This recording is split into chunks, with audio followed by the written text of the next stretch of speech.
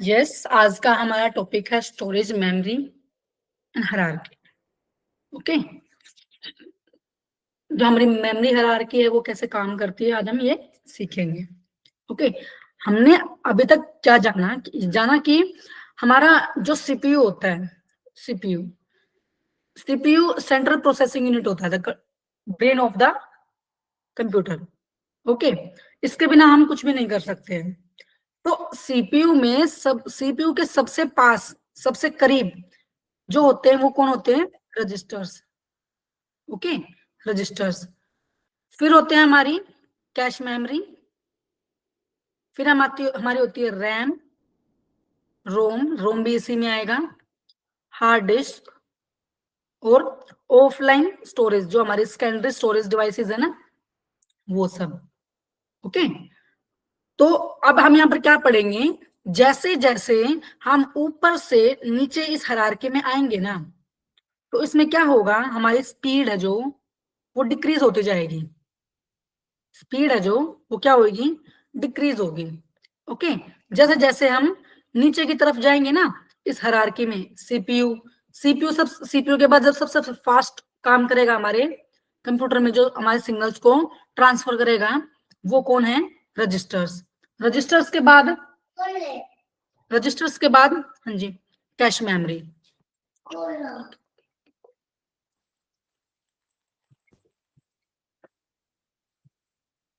Register हमारे हैं cache memory. Cache memory हमारी, फिर रजिस्टर्स के बाद हमारी सेकंड फास्टेस्ट मेमोरी है जो बहुत फास्टली काम करेगी। कल हमने एक एग्जांपल लिया था, अलमीरा वाला, वॉलेट वाला और एक बैंक वाला, और सबसे ऊपर जो पॉकेट है हमारी शर्ट की, जो सबसे ऊपर वाली पॉकेट है, जो सबसे ऊपर वाली पॉकेट से जो हमने पैसे निकाल के कुरियर वाले को दिए, वो क्या है? हमारी कैश मेमोरी।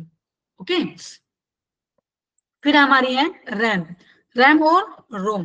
रैम के बारे में हमने पढ़ा था, ये क्या है? वोलेटाइल है। और रोम क्या पढ़ा था हमने? नॉन वोलेटाइल है। ठीक है, तो रैम और रोम ये दोनों। फिर कैश मेमोरी के बाद सेकंड नंबर पर कौन है? सेकंड सेकंड नंबर पे कौन आएंगे? कैश मेमोरी के बाद रैम और रोम है, जो क्या है? काम करते हैं फास्ट मेमोरी पे। ओके, फिर उसके बाद अपने हार्ड डिस्क ड्राइव्स जो आ जाते हैं, वो सब, उनका नंबर आ गया। फिर जो हमारे सेकेंडरी डिवाइसेस जो हम बाहर से लगाते हैं, वो सब, उनकी ऐसे धीरे धीरे करके जैसे हम इस हायरार्की में ऊपर से नीचे की ओर आते हैं, तो ये हायरार्की की जो स्पीड है वो क्या हो जाती है? क्या हो जाती है? कम हो जाती है। ठीक है, और जैसे ही इस हायरार्की में सेम, अगर हम नीचे से ऊपर की ओर जाते हैं ना, तो ये क्या हो जाते हैं? पोस्टली हो जाते हैं, नीचे से ऊपर।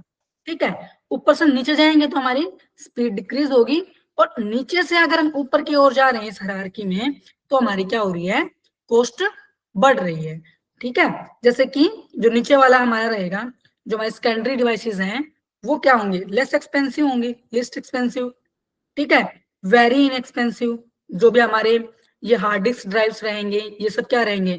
बहुत, ये मतलब कि ठीक ठाक एक्सपेंसिव, जो मतलब कि अफोर्ड कर सकते हैं, बहुत इजीली कोई भी खरीद सकता है इनको, हार्ड डिस्क ड्राइव्स को। फिर हमारी जो रैम और ये आ गई, ठीक है, रैम, ये भी क्या है? इनएक्सपेंसिव है। क्या है ये? इनएक्सपेंसिव है। और जो हमारी कैश मेमोरी और ये सब आ गई, ये क्या आ गई?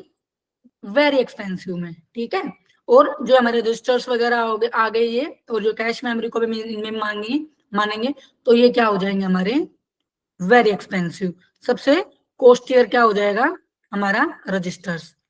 ठीक है, इस हायरार्की को लर्न करना पड़ेगा कि इस हायरार्की में ऊपर से नीचे की तरफ जाएंगे तो हमारी स्पीड डिक्रीज होगी।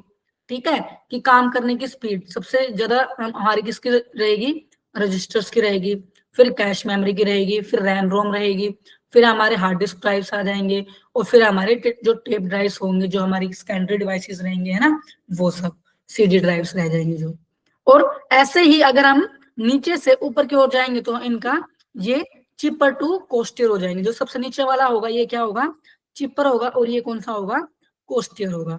ठीक है, ये सबसे फास्ट रहेगी, वेरी फास्ट, फिर ये वेरी फास्ट, फिर फास्ट, और फिर ये स्लो, और ये वेरी स्लो लास्ट में। ठीक है। और ऐसे ही इनका जो साइज है वो भी क्या होगा, ऊपर से नीचे हायरार्की में आएंगे तो साइज क्या होगा, बढ़ेगा, ठीक है, डिक्रीज होगा। जैसे कि सबसे ऊपर जो हमारे रजिस्टर्स हैं इनमें सबसे कम रहेगा 512 बाइट्स, ठीक है। फिर हमारा थोड़ा सा और बढ़ेगा, ठीक है, 12 MB। फिर थोड़ा सा और बढ़ेगा, 8 GB पे आएगा हमारा कौन, हार्ड डिस्क ड्राइव्स और रैम, ठीक है। ये हमारी जो ये रैम है और ये जो कैश मेमोरी और ये है हमारी 8 GB में आ जाएंगे, ठीक है। जो ये वेरी लार्ज में कौन आ जाएगा, हार्ड डिस्क ड्राइव्स आ जाएंगे। क्यों, क्योंकि इनके अंदर अनलिमिटेड डाटा हम क्या कर सकते हैं, स्टोर कर सकते हैं 2 TB तक, ठीक है। और फिर PB तक चले जाएगा हमारा जो जो टेप्स वगैरह ड्राइव्स वगैरह है, इन सब में हमारी हम कितना भी डाटा क्या कर सकते हैं, इंक्रीज कर सकते हैं। रैम हमारा 8 GB तक रहेगा, कैश हमारा 12 MB तक रहेगा। ओके मैम ऊपर से नीचे आने में हमारा क्या साइज बढ़ेगा ना? हाँ जी, ऊपर से नीचे आने में हमारा साइज बढ़ेगा, ऊपर से नीचे आने में हमारी स्पीड भी क्या होगी, डिक्रीज होगी। और नीचे से ऊपर जाने में हमारा क्या रहेगा, कॉस्ट हाई होगा, नीचे से अगर हम ऊपर जा रहे हैं, ठीक है। और यहाँ हायरार्की से क्वेश्चंस आते हैं, हायरार्की से क्वेश्चंस आते हैं, बिल्कुल आते हैं। देखिए यहाँ पे सबसे पहले हमारा इधर वाली स्लाइड से CPU रजिस्टर्स, फिर हमारे कैश मेमोरी, फिर हमारे प्राइमरी मेमोरी जो मेन मेमोरीज में आ जाती है रैम और रोम में, ठीक है। फिर हमारी हार्ड डिस्क और फिर हमारी मैग्नेटिक टेप्स बाद में। ओके, नेक्स्ट है हमारी सेंट्रल प्रोसेसिंग यूनिट जो हम अभी पढ़ के आए हैं। ऑलरेडी ये क्लियर है सभी का, CPU क्लियर है, यस मैम। ALU क्लियर है, yes ma'am. You memory unit, yes cache ma'am. Memory, registers, ये सब क्या है हमारे CPU, जो हमारे CPU को कंप्लीट करते हैं। ये हमारे कंप्यूटर को मिलकर क्या करते हैं, कंप्लीट करते हैं। इसके साथ मिलकर हमारे जो हार्डवेयर्स हैं, जो हार्डवेयर्स कौन कौन हो गए हमारे यहाँ पर, कीबोर्ड, माउस, जॉयस्टिक्स, प्रिंटर, ये सब हार्डवेयर्स मिलकर हमारे कंप्यूटर को क्या करते हैं, कंप्लीट करते हैं, ठीक है। ये हार्ड डिस्क ड्राइव जो हमने देख लिया, ये रैम होती है, ये हमारी कैश मेमोरी, ये CPU सेंट्रल प्रोसेसिंग यूनिट, ये एक प्रकार की चिप होती है जो हमारे CPU के अंदर इंस्टॉल रहती है। ओके, फिर ये हमारी CD डिस्क ऐसी होती है। हायरार्की ऑफ डाटा, अब हम हायरार्की ऑफ डाटा पढ़ेंगे कि अब डाटा कैसे बनता है। अब सबसे पहले इसने बोला जो बिट है, bit smallest unit of the data a computer can understand, जिसको कंप्यूटर क्या करता है, समझता है। सबसे छोटी यूनिट क्या है, बिट। क्वेश्चन डायरेक्ट पूछेंगे, smallest unit of the data is bit, ठीक है। फिर हमारे करेक्टर आ गया, ठीक है। ये करेक्टर क्या आएगा, 1 बाइट और 8 बिट्स, ठीक है। 8 बिट्स 4 हमने पढ़ा था, 1 बिट इक्वल्स टू, हमने पढ़ा था 1 bit equals to ma'am binary digit 4 byte पढ़ा था ना, वन यहाँ पर 1 bit equals to binary digit, okay. तो 4 डिजिट्स इक्वल टू 1 निबल, और 8 bit equals to 1 byte, okay, 1 byte. तो 1 byte equals to, sorry 8 bit equals to 1 byte, 8, yes, 1 byte, BYTE. And filled, what is filled, what is filled, a collection of related characters, ठीक है। जो ये characters हैं इनका collection क्या कहलाएगा, filled कहलाएगा। record a collection of related field, और जो ये fields का record रहेगा, ऐसे हमारी क्या रहेंगी, डाटा की हायरार्की बढ़ती जाएगी। डाटा फाइल्स में कौन कन्वर्ट हो जाएगा, जो टेबल्स वगैरह हैं, ठीक है।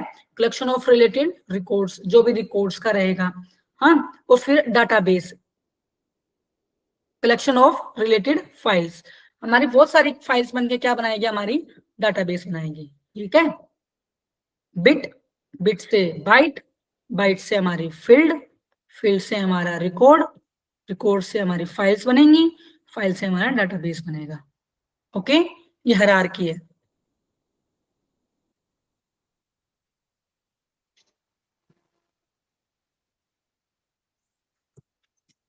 Next is data hierarchy. ये वाला स्लाइड दिखा दीजिए, बिट बाइट वाला। Same one. यस मैम, यही वाला। ओके, क्या करना है मैम? मैम ये बिट्स के बाद बिट्स है, फिर उसके बाद बाइट आ जाएगी, फिर फील्ड, फिर रिकॉर्ड, फिर फाइल, फिर डीबी। हाँ जी, डाटा। ठीक है। हाँ जी, हाँ जी। Bit, byte, field, record, file and database, ये हमारा एक डाटा हायरार्की है कि हम डाटा को ऐसे ही एग्रीगेट कर सकते हैं, ऐसे ही इकट्ठा कर सकते हैं। लास्ट में हमारी फाइल बनेगी, फाइल बनने के बाद क्या होगा, हमारा डाटाबेस मैनेजमेंट काम करेगा। Yes. Okay ma'am.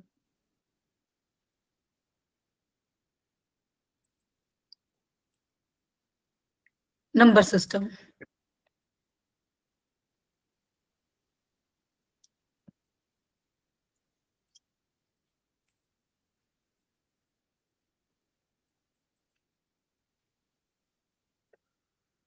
Types of monitor. Number system को लास्ट में करते हैं जी, ओके, बिल्कुल लास्ट में करेंगे।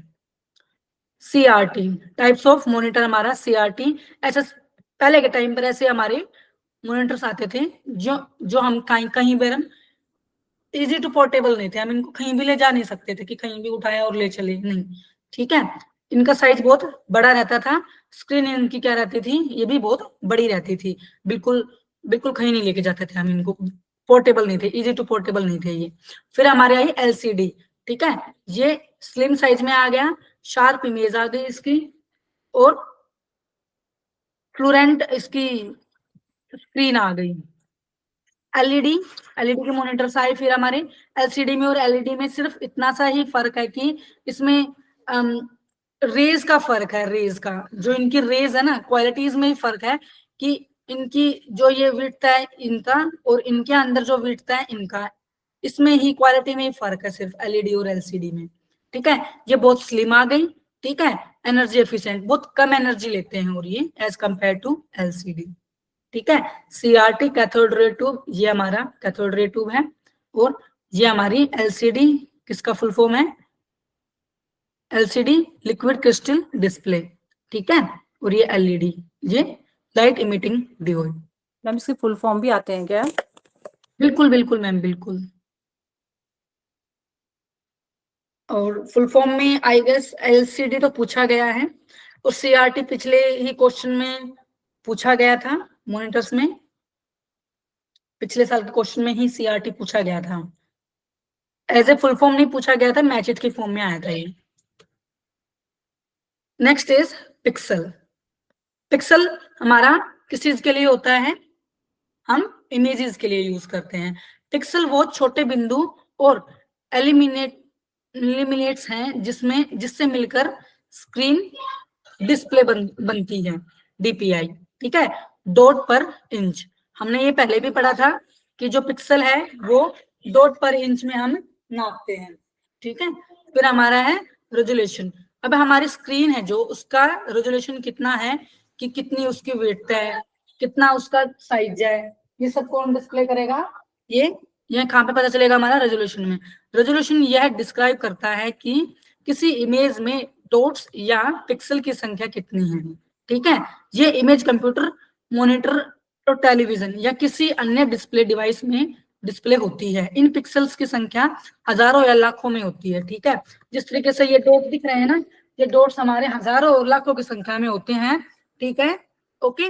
और ये रिफ्रेश रेट,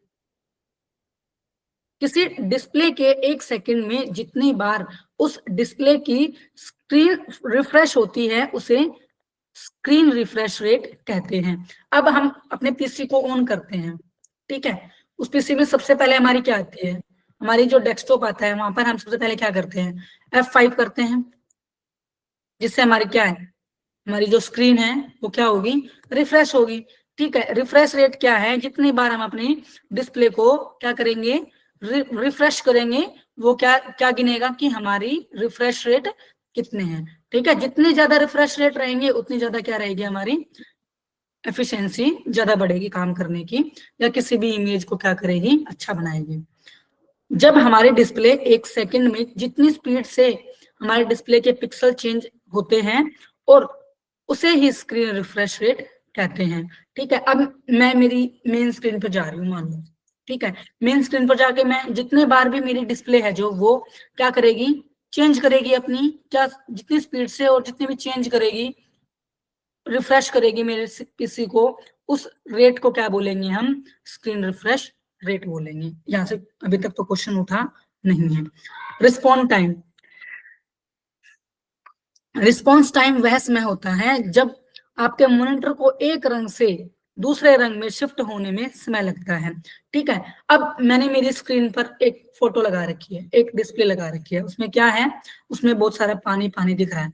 अब मैं उस स्क्रीन को चेंज कर रही हूँ, तो उस स्क्रीन का जो चेंज होने का जो टाइम हो रहा है, ठीक है, जो उसमें टाइम लग रहा है, मैंने उसमें जो टाइम लगाया, मैंने उसको कमांड दी कि चेंज कर दो मेरे डिस्प्ले को, बट वो जो उसमें टाइम ले रहा है, ठीक है, उसको हम क्या बोलेंगे, रिस्पॉन्ड टाइम, कि वो कितना रिस्पॉन्ड कर रहा है, उस टाइम को कितना जल्दी काम कर रहा है। यह काले से सफेद से काले रंग में फिर से मिली सेकेंड्स के संदर्भ में मापा जाता है, कि कितने मिली सेकेंड्स में ये काम कर रहा है, कितने मिली सेकेंड्स में हमारी डिस्प्ले को चेंज कर रहा है, ये सब हम मापते हैं। Next is types of printer. Types of printer 2 types के होते हैं, impact printer and non impact printer. ठीक है, ये प्रिंटर्स होते हैं और हमारे लाइन प्रिंटर्स होते हैं। Dot matrix printer, daisy wheel printer. Line printers कौन से होते हैं, ड्रम प्रिंटर्स, चेन प्रिंटर्स और band printers. Non impact printers, inkjet printer, laser printer और थर्मल प्रिंटर। ओके, अब इनके बारे में और जो पॉपुलर प्रिंटर्स हैं उनका कुछ दे रखा है। LED printers, photo inject printers, multi function और ऑल इन वन प्रिंटर्स। ठीक है, all in one, her copy scanner, ठीक है, ये सारे प्रिंटर्स एक ही में, कलर व्हाइट एंड ब्लैक, हर एक ही प्रिंटर में हमें आजकल मिल रहे हैं। और 3D प्रिंटर्स, प्लॉटर्स के बारे में हमने उस दिन पढ़ा था, जो भी हमारा वुडन या फिर टी शर्ट्स या फिर कोई भी कप वगैरह, इन पे हम जो भी प्रिंटिंग कराते हैं, जो भी परमानेंट प्रिंटिंग कराते हैं, उसको हम किसमें करते हैं, प्लॉटर्स में करते हैं। Clear?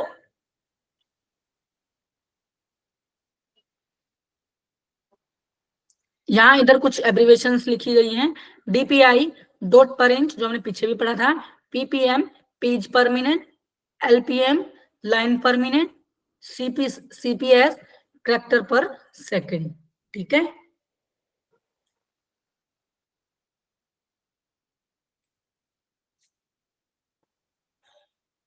What is printer and different types of printer. हमारे पीछे पढ़ा था इम्पैक्ट और नॉन इम्पैक्ट। ठीक है, डॉट मैट्रिक्स और लाइन प्रिंटर। ठीक,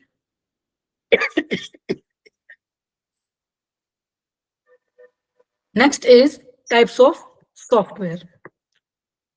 सॉफ्टवेयर हमारे 3 टाइप्स के होते हैं, system software, application software, utility software. ठीक है, यहाँ से भी क्वेश्चंस बहुत सारे बनते हैं। जो मैं सिस्टम सॉफ्टवेयर होता है वो मेनली 2 टाइप्स में डिवाइडेड रहता है, ऑपरेटिंग सॉफ्टवेयर और लैंग्वेज ट्रांसलेटर। ठीक है, इनके कुछ एग्जांपल्स रहते हैं। चुप प्लीज,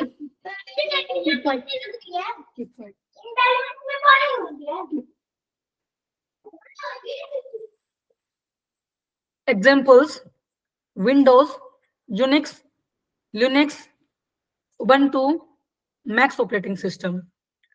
एग्जांपल्स, हमारे लैंग्वेज ट्रांसलेटर्स के एग्जांपल्स हैं, जो कंपाइलर होता है, असेंबलर होता है और एक इंटरप्रेटर होता है। ठीक है, एप्लीकेशन सॉफ्टवेयर में हमारे कौन से एप्लीकेशन आ जाएंगे, word processor, spreadsheet, database, accounting, page maker और कोरल ड्रॉ। यहाँ से डायरेक्ट क्वेश्चन क्या पूछेंगे, choose the application software, choose the utility software, choose the language translator, what are the language translators, okay, and what are the operating systems, what are the examples of operating system। ठीक है, वहां पर दे देंगे options में, Windows, Unix, Linux, compiler, assembler, database accounting, तो हमें किनको निकालना पड़ेगा, विंडोज, यूनिक्स और यूनिक्स और लिनक्स, ठीक है, इनको हमें क्या करना पड़ेगा, सिलेक्ट। यहाँ से डायरेक्ट कैसे क्वेश्चन उठते हैं। जो हमारे यूटिलिटी सॉफ्टवेयर होते हैं, ये कहेंगे कि यूटिलिटी सॉफ्टवेयर के क्या एग्जाम्पल हैं, तो हमारे एंटीवायरस है, बैकअप प्रोग्राम है और फाइल मैनेजर है। क्लियर? सॉफ्टवेयर के मुख्य 3 भाग हैं जो हमने अभी पीछे पढ़े हैं, ठीक है। सिस्टम सॉफ्टवेयर उन्हें कहा जाता है जिनके द्वारा कंप्यूटर में किसी भी प्रोग्राम को रन करते हैं, ठीक है, किसी भी प्रोग्राम को क्या करते हैं, हम रन करते हैं। और किसी भी कंप्यूटर का सिस्टम सॉफ्टवेयर कंप्यूटर के हार्डवेयर और एप्लीकेशन सॉफ्टवेयर को कंट्रोल और मैनेज करने का काम करता है, ठीक है। जो सिस्टम सॉफ्टवेयर है ये क्या करता है, हार्डवेयर और एप्लीकेशन सॉफ्टवेयर जो उसके अंदर हैं उनको क्या करता है, मैनेज और कंट्रोल, कि कैसे उनको कंट्रोल किया जाए, कैसे उनको मैनेज किया जाए, ये कौन करेगा, हमारा सिस्टम सॉफ्टवेयर उसको मैनेज और कंट्रोल करता है कि नहीं। हार्डवेयर को और जो एप्लीकेशन सॉफ्टवेयर हमारे लैपटॉप में, हमारे पीसी में काम कर रहे हैं, उनको मैनेज और कंट्रोल करने का काम सिस्टम सॉफ्टवेयर करता है। इसे कंप्यूटर सिस्टम का मास्टर सिस्टम और ऑपरेटिंग सिस्टम भी कहा जाता है, क्योंकि यह एप्लीकेशन सॉफ्टवेयर, यूटिलिटी सॉफ्टवेयर और अन्य सॉफ्टवेयर को ऑपरेट करने का एक प्लेटफॉर्म प्रदान करता है, ठीक है। सिस्टम सॉफ्टवेयर जैसे कि विंडोज, अभी हम पीछे पढ़ के आए थे, मैक, एंड्रॉइड, यूनिक्स और documents, okay. Next is application software, ठीक है। एप्लीकेशन सॉफ्टवेयर का हम सभी को बहुत अच्छे से पता है, जो सॉफ्टवेयर वो होते हैं जो कि किसी एक स्पेसिफिक टास्क को करने के लिए बने होते हैं, किसी एक स्पेसिफिक टास्क को। अब जैसे कि ये है, ये किसके लिए बना है, पीडीएफ मेकर के लिए। अब ये सिग्नल किस चीज के लिए बना है, क्रोम सर्च के लिए, ठीक है। ये किसके लिए बना है, इंटरनेट के लिए। ये किसके लिए बना है, मीडिया फाइल्स के लिए। और ये विंडो टेक्स्ट के लिए, कि वर्ड टेक्स्ट के लिए, जो हम जहां पर हम टाइप वगैरह कर सकते हैं, ठीक है। एप्लीकेशन सॉफ्टवेयर वो सॉफ्टवेयर होते हैं जो स्पेसिफिक टास्क को पूरा करने के लिए किसी प्रोग्रामिंग लैंग्वेज को क्या करती हैं, प्रोग्रामिंग लैंग्वेज की मदद से क्या करते हैं, अपने काम को पूरा करते हैं, ठीक है। एप्लीकेशन सॉफ्टवेयर एक यूजर के काम को बहुत आसान बना देता है। जैसे कि अगर यूजर को फोटो का एडिट करना है तो उसके लिए एप्लीकेशन सॉफ्टवेयर मौजूद है जिसका नाम फोटोशॉप है, ठीक है। फोटोशॉप एक एप्लीकेशन सॉफ्टवेयर है क्योंकि यह एक स्पेसिफिक टास्क को पूरा करती है, इमेज को एडिट करती है। इस प्रकार से ही हमारा जनरल पर्पज सॉफ्टवेयर होता है, जो कि सामान्य उद्देश्य, मतलब कि कोई उद्देश्य से ही क्या होता है, उसका काम होता है। सामान्य उद्देश्य सॉफ्टवेयर ऐसे एप्लीकेशन सॉफ्टवेयर के समूह को कहा जाता है, ऐसे ग्रुप को कहा जाता है जिसका इस्तेमाल यूजर अपनी आवश्यकताओं, सामान्य कार्य को पूरा करने के लिए करता है, ठीक है। कोई भी ऑर्डिनरी काम है उनको करने के लिए करना पड़ता है, उन्हें कौन सा सॉफ्टवेयर बोलते हैं, उन्हें जनरल पर्पज सॉफ्टवेयर बोलते हैं, ठीक है। Word processing software, multimedia software, graphics application software, gaming software, ठीक है। ये सब हमारे जनरल पर्पज, किसी जनरल के लिए यूज कर रहे हैं हम, ठीक है, ओके। वर्ड प्रोसेसिंग सिस्टम हम किसके लिए यूज कर रहे हैं, वर्ड के लिए कर रहे हैं, ठीक है। मल्टीमीडिया जिसमें हम टेक्स्ट इमेज और ऑडियो ये सब यूज कर रहे हैं, हर चीज का यूज करके मल्टीमीडिया। ग्राफिक एप्लीकेशंस, ग्राफ्स का यूज करके, ठीक है। गेम्स वगैरह, गेमिंग सॉफ्टवेयर जो गेम्स वगैरह खेलने के लिए हमारे सॉफ्टवेयर, मतलब कि जनरल पर्पज के लिए है, ठीक है। कुछ हमारे स्पेसिफिक पर्पज के लिए होते हैं जो विशिष्ट उद्देश्य के लिए ही बने होते हैं, कि इसके अलावा ये काम कोई और नहीं कर सकता, ठीक है। इस प्रकार सॉफ्टवेयर के समूह को कहा जाता है जिनका किसी विशेष काम को करने के लिए उद्देश्य से बनाया जाता है, ठीक है। इस प्रकार के सॉफ्टवेयर को लोगों के आवश्यक कार्य को पूरा करने के लिए बनाया जाता है। स्पेसिफिक पर्पज सॉफ्टवेयर बनाने में खर्चा भी अधिक लगता है। अकाउंट सॉफ्टवेयर हो गया, जैसे कि ऑनलाइन बुकिंग्स हो गई, और एजुकेशन सॉफ्टवेयर हो गए, ठीक है। ये स्पेसिफिक पर्पज से बनाए जाते हैं जो कि गवर्नमेंट अप्रूवल होते हैं। जैसे कि मैंने कोई सॉफ्टवेयर बनाया, मैंने ये व्हाट्सएप बना दिया, ठीक है। व्हाट्सएप हो गया, इंस्टा हो गया, ये किसी स्पेसिफिक के लिए बना दिया मैंने, कि यहाँ पे सिर्फ क्या है, लोग क्या करेंगे, मीम बनाएंगे, हाँ, ठीक है। अब अकाउंटिंग सॉफ्टवेयर के यहाँ पर अकाउंट्स का ही काम होगा इसमें, ठीक है, सारा का सारा। अब एजुकेशन सॉफ्टवेयर, ये 2 सॉफ्टवेयर जो होते हैं जो स्कूलों में ये फीस वगैरह के लिए होते हैं ना, अकाउंटिंग सॉफ्टवेयर वो होते हैं जहाँ पर डायरेक्ट आपको मिलता होगा कि आप एक से बच्चे की फीस सबमिट करने जा रहे हो, वो फीस सबमिट करेंगे और विद इन 2 और 3 सेकंड्स एक सिस्टमेटिक तरीके से आपका क्या होगा, एक तरीके से आपको वो स्लिप देंगे और जो भी उनका डाटा है वो जो कंपनी में है या मतलब कह सकते हैं कि एक हेडक्वार्टर में है, वहां पर वो सिस्टम हमारा क्या हो जाएगा, अपलोड हो जाएगा स्पेसिफिक काम के लिए। यहाँ पर है difference between system software and application software. बहुत अच्छे से कर सकते हैं। सिस्टम सॉफ्टवेयर के बैकग्राउंड में रन होते हैं, ठीक है, ठीक है। सिस्टम सॉफ्टवेयर जो है वो क्या है, कंप्यूटर के बैकग्राउंड में रन होते हैं। अब ये मेरा कंप्यूटर है, ठीक है, ये बैकग्राउंड में क्या चल रहा है, बैकग्राउंड में तो ये स्लाइड ही है, बैकग्राउंड में तो ये स्लाइड ही है ना, ये स्लाइड, ये क्या हो रही है, ये बैकग्राउंड में रन हो रही है। जबकि एप्लीकेशन सॉफ्टवेयर यूजर के क्लिक पर होते हैं, ठीक है। जब यूजर क्लिक कर रहा है, अब मेरे फोन में एक ऐप है, उस ऐप को मैंने खोला, व्हाट्सएप खोल रही हूँ, जब उसको क्लिक कर रही हूँ तब वो कर रहे हैं ना। अब वो ऐप जहां पर मौजूद है, जो उसके बैकग्राउंड में जो काम कर रहे हैं, खुद से बैटरी को भी डाउन कर रहे हैं, बैटरी को अपडेट भी कर रहे हैं ना, हमें बता भी रहे हैं, हमें बता भी रहे हैं, है ना। तो वो क्या हमारे सिस्टम सॉफ्टवेयर है। सिस्टम सॉफ्टवेयर के अंतर्गत operating system, device divider, compiler, translator, interpreter, assembler आदि आते हैं। जबकि एप्लीकेशन सॉफ्टवेयर के अंतर्गत MS Word, MS Excel, Photoshop, VLC player जिसमें हमारा मीडिया चलती है, जिसमें हमारी फोटोज और वीडियोस चलते हैं, नोटपैड और पेंट और कैलकुलेटर, ये सब हमारे किसमें आ गए, एप्लीकेशन सॉफ्टवेयर।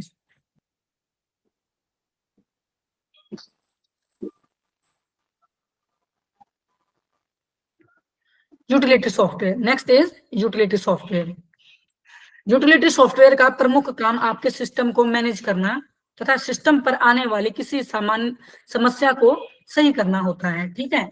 ये क्या करता है, हमारी किसी भी समस्या जो भी हमारे लैपटॉप में, हमारे पीसी में हमें कहीं भी फेस करने को मिली है, ठीक है, उसको क्या करने के लिए, उसको सामान्य करने के लिए, हम उसको एक तरीके से ठीक कर सके, इसलिए हमें यूटिलिटी सॉफ्टवेयर का प्रयोग करते हैं। यह आपके सिस्टम का टूल बॉक्स होता है जिसके द्वारा आप अपने सिस्टम को सॉफ्टवेयर लेवल पर ठीक कर सकते हैं, ठीक है। ये एक टूल बॉक्स होता है, ये हमारा लैपटॉप है, इसके अंदर कुछ दिक्कत आ गई, ठीक है। अब सेटिंग्स में जाएंगे, सेटिंग्स में जाएंगे, देखेंगे, अच्छा ऑडियो में कोई प्रॉब्लम नहीं है, ऑडियो ठीक है। अच्छा विजुअल देखते हैं इनका, अच्छा विजुअल ठीक है। अच्छा अब देखते हैं इनकी जो स्क्रीन की टाइमिंग्स हैं वो ठीक है। फिर कहाँ समस्या है, कोई और समस्या, हैंग हो रहा है कंप्यूटर, अच्छा एंटीवायरस आ गया, सॉरी वायरस आ गया, ठीक है। तो क्या होगा, वायरस आ गया, तो वायरस आ गया तो उसको डिटेक्ट करेगा कौन, एंटीवायरस, और क्या, उसको काट देगा और उसको हमारे सॉफ्टवेयर से डिलीट कर देगा। इसके द्वारा आप अपने सिस्टम को स्पीड तेज कर सकते हैं, इससे वायरस को बचा सकते हैं और अन्य दिक्कतों से बचा सकते हैं। यूटिलिटी सॉफ्टवेयर हमारे बहुत से कार्य को आसान कर देते हैं। यूटिलिटी सॉफ्टवेयर का एक प्रमुख उदाहरण एंटीवायरस है, जिसके द्वारा आप अपने कंप्यूटर को वायरस से बचा सकते हैं, ठीक है। यूटिलिटी सॉफ्टवेयर आपको एक प्रोटेक्शन का काम करता है, जो आपके अनवांटेड जो थ्रेड्स होते हैं आपके पीसी को मिल रहे हैं, ठीक है, उनसे आपको क्या करता है, बचाता है, ओके।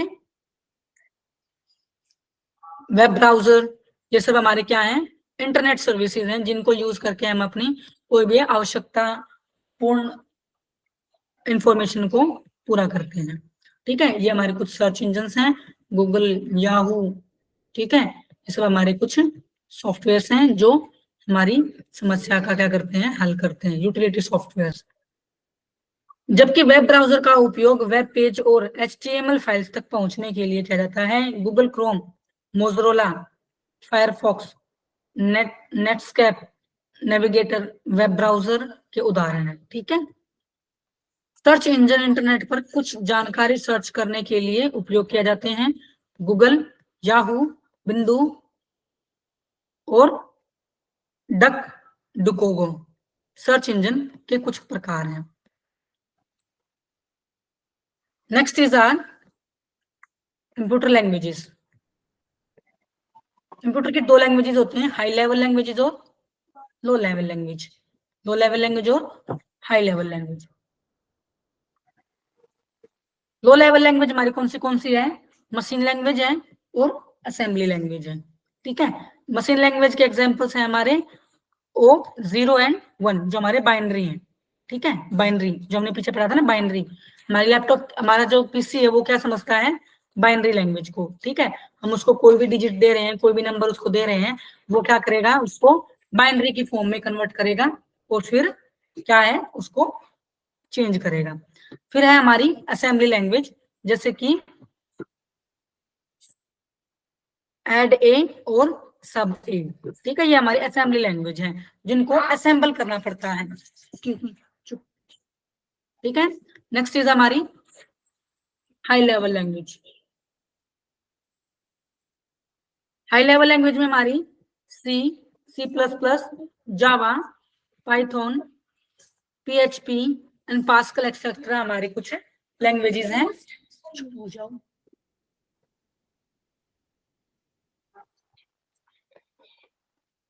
ठीक है, ये हमारे कुछ कंप्यूटर लैंग्वेजेस होते हैं। ठीक है, ये हायरार्की है।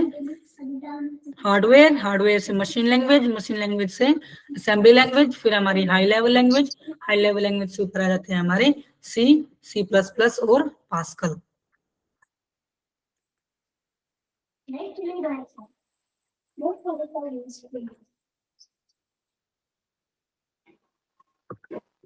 हम जानते हैं कि कंप्यूटर केवल बाइनरी को ही समझता है, परंतु यह लैंग्वेज प्रोग्रामिंग के लिए कठिन है। अतः प्रोग्रामिंग को आसान बनाने के लिए असेंबली व हाई लेवल लैंग्वेज का विकास किया गया है, परंतु इन लैंग्वेज में लिखे गए प्रोग्राम्स को कंप्यूटर नहीं समझ पाता।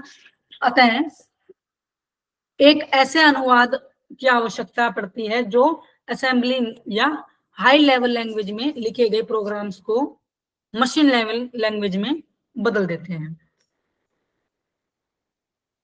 Types of translator, assembly, assembler, interpreter और कंपाइलर। ये हमारे 3 टाइप्स के हमारी ट्रांसलेटर्स होते हैं। ठीक है, असेंबलर क्या करता है? यह एक सिस्टम सॉफ्टवेयर है जो किसी असेंबली लैंग्वेज में लिखे प्रोग्राम को इक्विवेलेंट मशीन कोड में बदल देता है, जिससे एक कंप्यूटर पर रन किया जा सके। ठीक है, कंप्यूटर में लगे माइक्रो प्रोसेसर के अनुसार ही उसका असेंबलर काम में लेते हैं। ठीक है, जो असेंबली लैंग्वेज प्रोग्राम को मशीन लेवल लैंग्वेज में बदल देते हैं, ये सिंबल कोड कुछ ऐसे होते हैं, ऐड, मूव और लोड। ये कुछ सिंबल्स होते हैं जो हमारे सिंबॉलिक इंस्ट्रक्शन कोड रहते हैं, जो असेंबलर क्या करता है? उनको अरेंज करता है कि ये क्या करेंगे? चेंज करेंगे। ठीक है, जो भी उनकी इंफॉर्मेशन रहेगी उसके अकॉर्डिंग असेंबलर खुद उनको चेंज करेगा कुछ कोड्स के through. Next is interpreter. Interpreter translator program होते हैं जो किसी हाई लेवल लैंग्वेज में लिखे प्रोग्राम को लाइन बाय लाइन, ठीक है, लाइन टू लाइन क्या करते हैं? इसको हम ट्रांसलेट करते हैं कि एक लाइन के बाद दूसरी लाइन, दूसरी लाइन के बाद तीसरी लाइन, तीसरी लाइन के बाद चौथी लाइन, चौथी लाइन के बाद पांचवी लाइन, है ना? ऐसे यदि किसी लाइन में एरर आ जाए, यदि किसी लाइन में एरर हो तो उस लाइन को एग्जीक्यूट करने से 1 सेकंड, 1 मिनट देना मुझे एक बार, सॉरी 2 मिनट।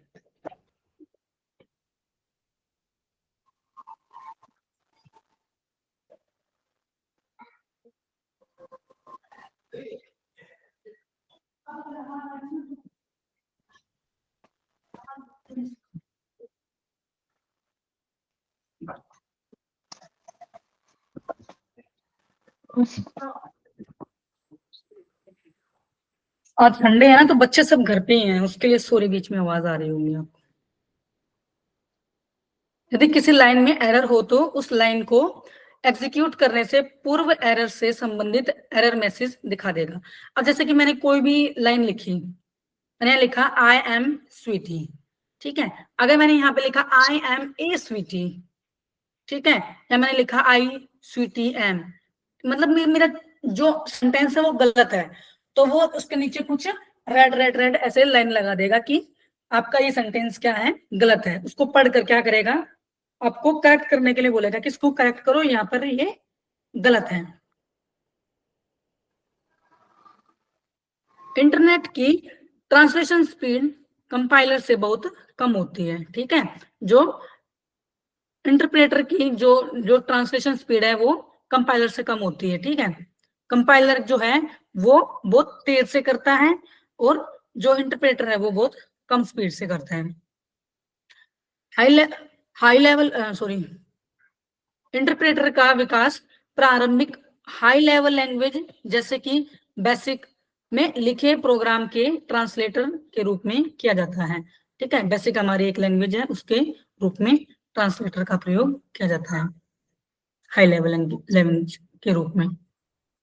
यहाँ पे इंटरप्रेटर है जो कि एक हाई लेवल लैंग्वेज है, जिसमें जो फिर बाद में क्या है, लो लेवल लैंग्वेज में दिखाएगा, असेंबली लैंग्वेज में दिखाएगा और बाइनरी लैंग्वेज में दिखाएगा। कंपाइलर मैम जैसे जो ये इंटरप्रेटर है वो जो मिस्टेक जो है उसको बस वो रेड लाइन से वो कर लेता है ना, इसका काम हाँ जी यही हाँ है, जी हाँ जी, बस हाँ इतना हाँ ही। बिल्कुल। वो आपको ये दिखाता है कि आपकी यहाँ पर क्या है, ये मिस्टेक्स हैं, इसको हम क्या कर लेते हैं, करेक्ट कर लेते हैं ना।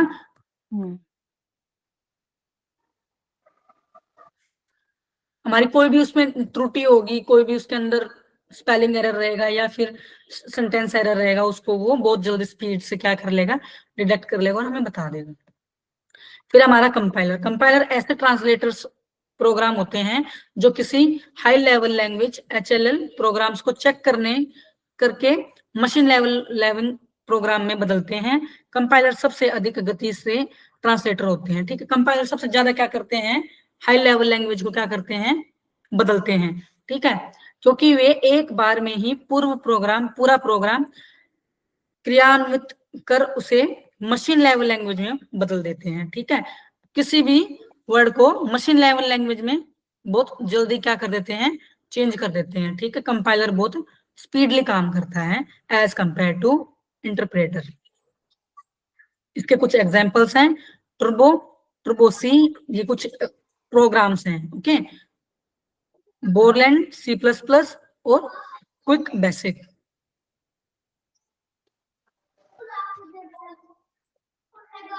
Types of malware, types of malware. Malware क्या होते हैं, मालवेयर एक प्रकार के हमारे वायरस ही होते हैं जो हमारे पीसी को, हमारे कंप्यूटर को क्या करते हैं, हार्म करते हैं, ठीक है, नुकसान पहुंचाते हैं। ये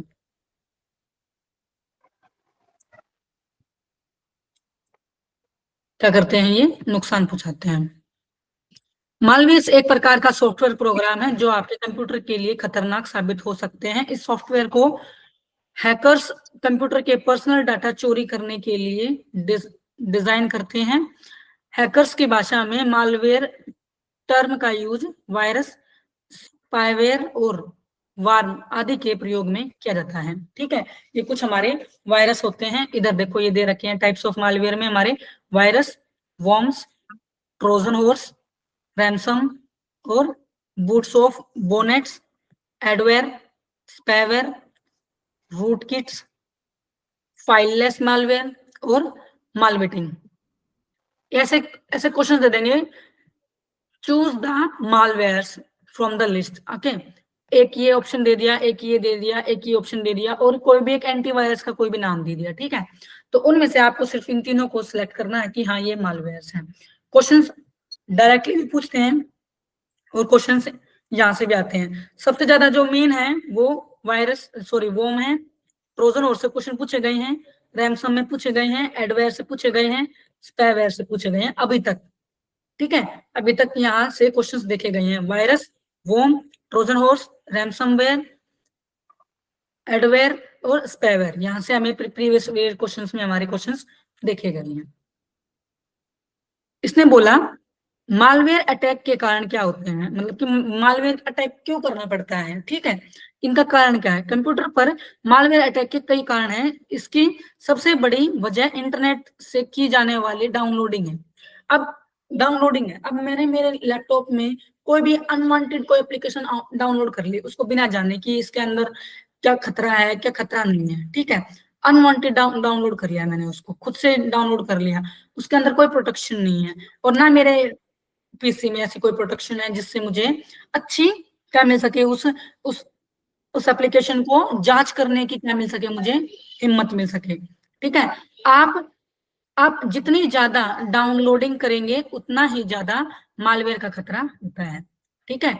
इंटरनेट से हम जो कंटेंट, पिक्चर या फिर वीडियो, गाने आदि लेते हैं, उनसे भी हमारे पीसी में क्या आ जाते हैं, वायरस आ जाते हैं, जिसके जरिए मालवेयर के वायरस बड़ी आसानी से हमारे सिस्टम तक आ जाते हैं। कई बार कंप्यूटर में लगाई जाने वाली रिमूवेबल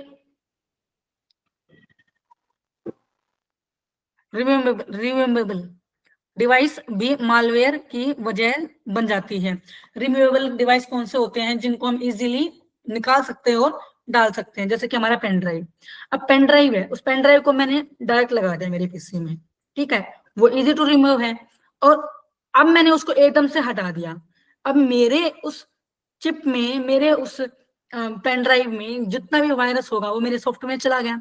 जरूरी नहीं है कि मालवेयर है जो इंटरनेट डाउनलोडिंग से ही आ रहा है, नहीं, जो हमारे रिमूवेबल डिवाइसेस हैं, पेन ड्राइव हो गई, चिप हो गई, सीडी हो गई, डीवीडी हो गई, हार्ड डिस्क ड्राइव हो गई, जो हम एक्सटर्नल सोर्स लगा रहे हैं हमारे पीसी में, उनसे भी हमें क्या मिल रहा है, वायरस मिल रहा है, उनसे भी हमारे पीसी को हानि पहुंच रहा है। यदि आपने ऐसी कोई पेन ड्राइव या मेमोरी कार्ड अपने सिस्टम में लगाया जिसमें पहले से ही वायरस है, तो यह आपके सिस्टम के लिए खतरनाक हो सकता है। मालवेयर से बचाव के तरीके, ठीक है। अब मालवेयर से जो भी वायरस है उनसे हम कैसे बच सकते हैं, ठीक है। वो क्या कह रहे हैं, गाने या पिक्चर आदि की डाउनलोडिंग केवल विश्वसनीय वेबसाइट से ही करें, ठीक है। इसके लिए आपको कुछ पैसे देने पड़े, लेकिन यह आपके सिस्टम के लिए अच्छा रहेगा। काफी बार क्या होता है ना कि हम फ्री के चक्कर में डाउनलोड कर लेते हैं, अच्छा यहाँ से फ्री में मिल रही है चीजें, चलो इसको डाउनलोड कर लेते हैं, अच्छा यहाँ से ये चीज फ्री में मिल रही है, चलो डाउनलोड कर लेते हैं, अच्छा यहाँ से ये गाना हमें डाउनलोड कर लेते हैं। अगर कहीं पर थोड़े बहुत पैसे भी दिए जाए तो हम वहां पर पैसे देंगे, और वहां से एक अच्छी प्रोटेक्शन के साथ क्या लेंगे, हम किसी फाइल को लेंगे, तो हमें उस प्रोटेक्शन फाइल में क्या नहीं मिलेगा, कोई भी मालवेयर या उसके अंदर कोई भी वायरस नहीं मिलेगा, कोई भी वायरस हमारे पीसी के अंदर एंट्री नहीं करेगा। तो इसे तुरंत इंस्टॉल कराएं, अपने सिस्टम के एंटीवायरस को समय समय पर अपडेट करते रहें, ठीक है। एंटीवायरस वायरस को क्या करने वाला, मारने वाला कौन होता है, एंटीवायरस, ठीक है। समय समय पर इस एंटीवायरस को क्या करना चाहिए, हमें अपडेट करना चाहिए, जिससे क्या होगा, हमारा जो भी पीसी है, हमारा सीपीयू है या पर्सनल कंप्यूटर है, वो क्या रहेगा, सेफ रहेगा। अपने महत्वपूर्ण डाटा को पासवर्ड से सुरक्षित रखें ताकि इसे चुराना या हैक करना आसान न हो। जो पासवर्ड आपने सेट किया है उसके अंक और अक्षर दोनों का इस्तेमाल किया जाना चाहिए, ठीक है। आजकल तो उसमें हम कोई भी हम पासवर्ड लगाते हैं उसके अंदर अब बिल्कुल वो कर दिया है कि मैंडेटरी हो गई है कि जो फर्स्ट लेटर है उसके अंदर लेटर्स क्या होने चाहिए, कैपिटल भी होने चाहिए, स्मॉल भी होने चाहिए, अच्छा हैशटैग वगैरह भी हमारे यूज होने चाहिए, कुछ नंबर्स भी उसके अंदर प्रयोग किए जाने चाहिए, ठीक है। तो एक पासवर्ड क्या है, एक वैलिड पासवर्ड है, ठीक है। इसके अंदर अगर मतलब कि कुछ कंडीशंस रख दी हैं कि ये कंडीशंस होनी जरूरी है, अदरवाइज आपका पासवर्ड वैलिड नहीं माना जाएगा। अपने पीसी में फायरवॉल इंस्टॉल करें। फायरवॉल एक ऐसा सॉफ्टवेयर होता है जो यूजर और पीसी, जो हमारा पर्सनल कंप्यूटर है, यूजर और पर्सनल कंप्यूटर के बीच में एक ऐसी प्रोटेक्शन वॉल होती है, ये जो हमें क्या, हमें हानि नहीं पहुंचने देती है, किसी भी अनवांटेड सोर्स से हमें कोई भी हानि नहीं होने देगी, हमें क्या प्रोटेक्ट करके रखेगी, कौन, फायरवॉल। हमारी फायरवॉल को क्या करना चाहिए, हमें पीसी में इंस्टॉल करके रखना चाहिए, जिससे हमें कोई भी वायरस थ्रेट्स या फिर अनवांटेड कोई भी हमारा टेक्स्ट कोई भी ना चुराए। फायरवॉल फायरवॉल कंप्यूटर और इंटरनेट के बीच सुरक्षा की दीवार की तरह काम करता है। इसे इसे हमेशा ऑन रखें, ठीक है। फायरवॉल का जो ऑप्शन आपके पीसी में रहता है उसको हमेशा क्या रखना चाहिए, ऑन रखना चाहिए। जैसे कि अब मैंने ऑनलाइन क्लास ले रखी है, ठीक है, इस ऑनलाइन क्लास के जरिए क्या पता ऑनलाइन क्लास में कौन सा एक वायरस छुप के बैठा हो। अब मैं अगर मेरा फायरवॉल ऑन नहीं कर रखा होगा तो क्या रहेगा, मेरे पीसी में या मेरे इंटरनेट में क्या आ जाएगा, फॉल्ट आ जाएगा। Next is computer network. Computer networks क्या होते हैं, नेटवर्क के बारे में पढ़ेंगे, कंप्यूटर का हमें पता है, और फिर नेटवर्क, कंप्यूटर्स का नेटवर्क बनाना, ठीक है। Network is a system of interconnected computer. Computers का क्या होना, इंटरकनेक्ट होना, एक से एक दूसरे के साथ कैसे वो कनेक्ट हैं, ठीक है, उनका इंटरकनेक्टेड होना, वो क्या कहलाएगा, हमारा कंप्यूटर नेटवर्क्स। कि कैसे हमारे कंप्यूटर हैं जो वो एक दूसरे से कनेक्ट हैं और डाटा एक दूसरे को दे रहे हैं और हमें डाटा मिल रहा है, हम उसको यूज कर रहे हैं, वो सब कैसे कनेक्ट रहेगा।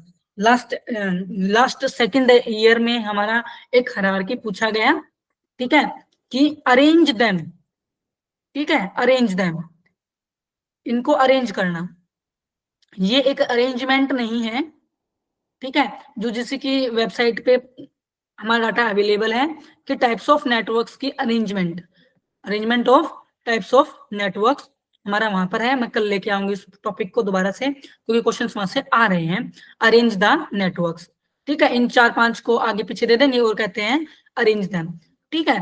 तो सबसे पहले उसमें वैन है, फिर उसमें मैन है, पेन है, फिर लैन लास्ट में कहीं पे आ रहा है। हमने आज तक हर जगह पे क्या पढ़ा है, लैन को पहले पढ़ा है, ठीक है। सबसे पहले क्या है, वैन, ओके, पीछे क्वेश्चंस देखे गए हैं प्रीवियस ईयर क्वेश्चंस में। लैन हमारा local area network, MAN metropolitan area network, wide area network, campus area network, CAN, PAN personal area network, WLAN wireless local area network, SN storage area network, VPN virtual private network, ठीक है।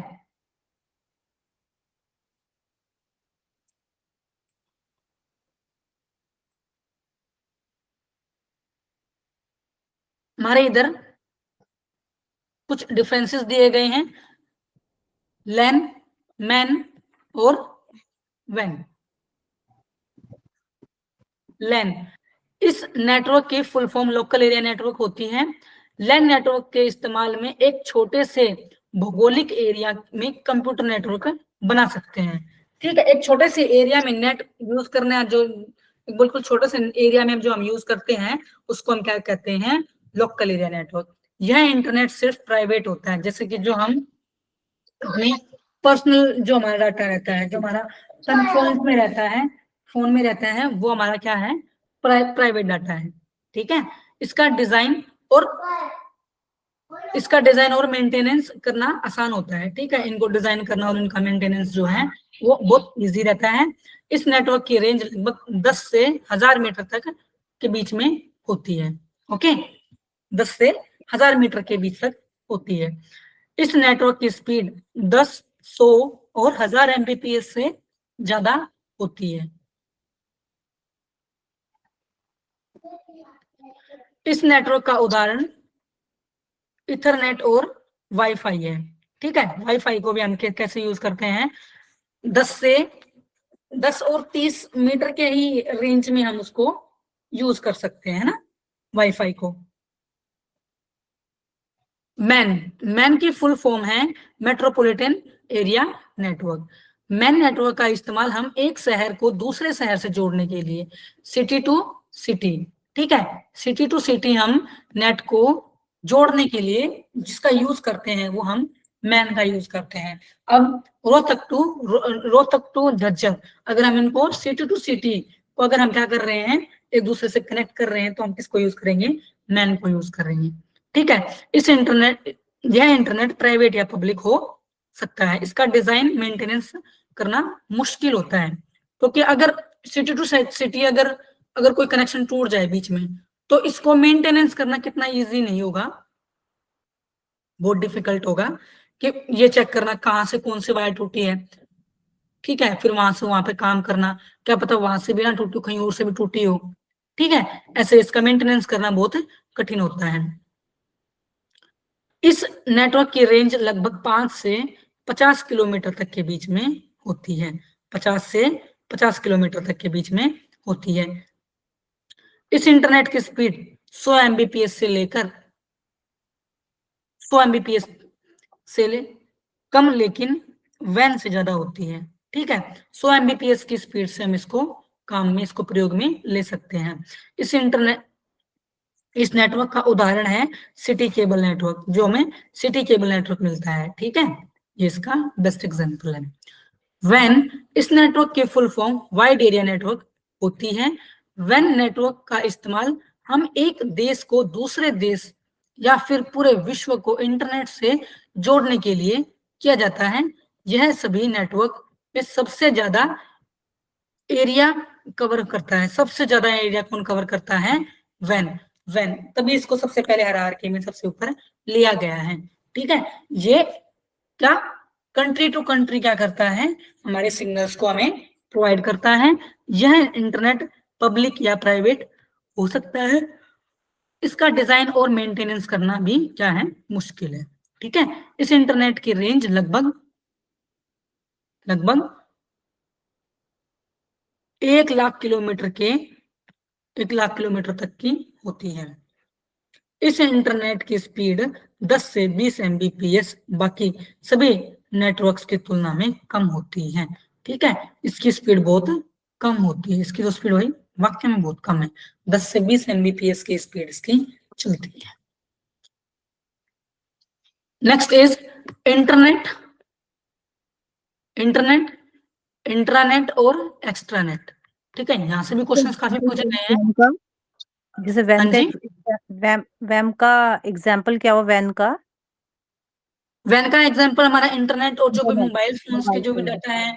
अब मैं एक दूसरी country से अगर link कर रही हूँ ना, अब मैं हम्म, यहाँ बैठी हूँ, मेरे को फोन मिलाना है जापान में, तो मैं नेटवर्क्स जो है, मैं यहाँ बैठी, जो मेरा सिस्टम है, जो मेरा फोन है, मोबाइल फोन है, वो दूसरी कंट्री के मोबाइल फोन से क्या कर रहा है, लिंक कर रहा है ना। Yes ma'am.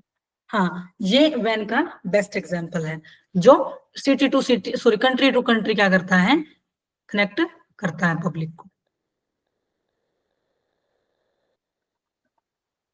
इंटरनेट, इंट्रानेट और एक्स्ट्रानेट। इंटरनेट यह एक पब्लिक नेटवर्क होता है जो कि दुनिया के सभी कंप्यूटर्स को कनेक्ट करने का काम करता है, ठीक है। इंटरनेट दुनिया के जितने भी नेटवर्क्स हैं उन सभी को क्या करता है, ये कनेक्ट करने का काम करता है। इंट्रानेट है, ये एक प्राइवेट नेटवर्क कहलाता है, जो भी हम प्राइवेट नेटवर्क लेके रखते हैं, ठीक है। एक भी ऑर्गेनाइजेशन के अंदर जो हम नेटवर्क लेके चल रहे हैं वो हमारा इंट्रानेट है, ठीक है। जैसे कि हमारा हम वाईफाई को लेके चल सकते हैं इंट्रानेट में, क्या कर रहे हैं हम, इसको हम एक प्राइवेट निजी तरीके से यूज कर रहे हैं ना। मेरे मेरा जो वाईफाई रहेगा सिर्फ उसको मैं यूज कर रही हूँ, ठीक है। और एक्स्ट्रानेट यह एक प्राइवेट नेटवर्क होता है जो कि पब्लिक नेटवर्क की मदद से वेंडर्स, सप्लायर्स इत्यादि डाटा को शेयर करने के लिए काम करता है। वेंडर्स कौन रहते हैं, जो भी ये गलियों में आते हैं सब्जी बेचने वाले, या फिर जो भी पब्लिक जो सोर्सेज रहते हैं ना, ये इनको क्या करता है, ये इनको कनेक्ट करने के लिए एक दूसरे से प्राइवेटली एक दूसरे से कनेक्ट रहे, इनके लिए कौन मदद करता है, एक्स्ट्रानेट। एक्स्ट्रानेट से अभी तक कोई क्वेश्चन नहीं पूछा गया है, इंट्रानेट और इंटरनेट से तो पूछा भी गया है, ठीक है। इंटरनेट इसके कंटेंट दुनिया के किसी भी कोने में एक्सेस कर सकते हैं, कहीं भी मिल जाएगा, हमें कोई भी एक्सेस करना है इंटरनेट से, हमें कोई भी डाटा लेना है वो हम कहीं भी एक्सेस कर सकते हैं।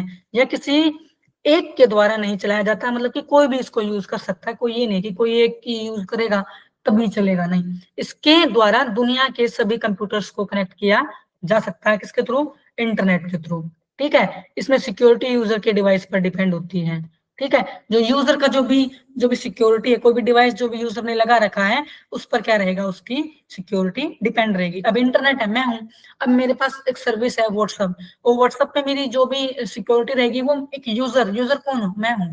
अब मैंने जो उसके ऊपर सिक्योरिटी प्राइवेसी लगा रखी होंगी कि मेरी फोटोज को सब देख सकते हैं, मेरी फोटोज को कोई नहीं देख सकता है, ठीक है, जो भी सिक्योरिटी रहेगी वो उस यूजर के डिवाइस पर ही डिपेंड है। ठीक है, इसको यूज करने के लिए हम यूजर नेम और पासवर्ड की आवश्यकता नहीं पड़ती, इसको हम कहीं भी एक्सेस कर सकते हैं इजीली, बहुत इजीली।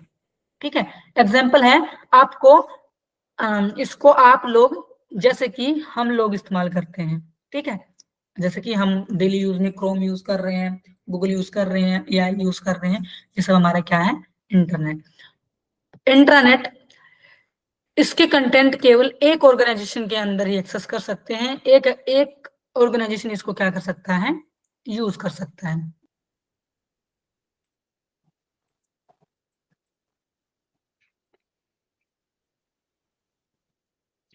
एक ऑर्गेनाइजेशन इसको यूज कर सकता है। यह केवल एक ऑर्गेनाइजेशन के द्वारा मैनेज किया जाता है, एक ही ऑर्गेनाइजेशन को इसको मैनेज कर सकती है। इसके द्वारा केवल एक ऑर्गेनाइजेशन के कंप्यूटर को ही कनेक्ट किया जा सकता है।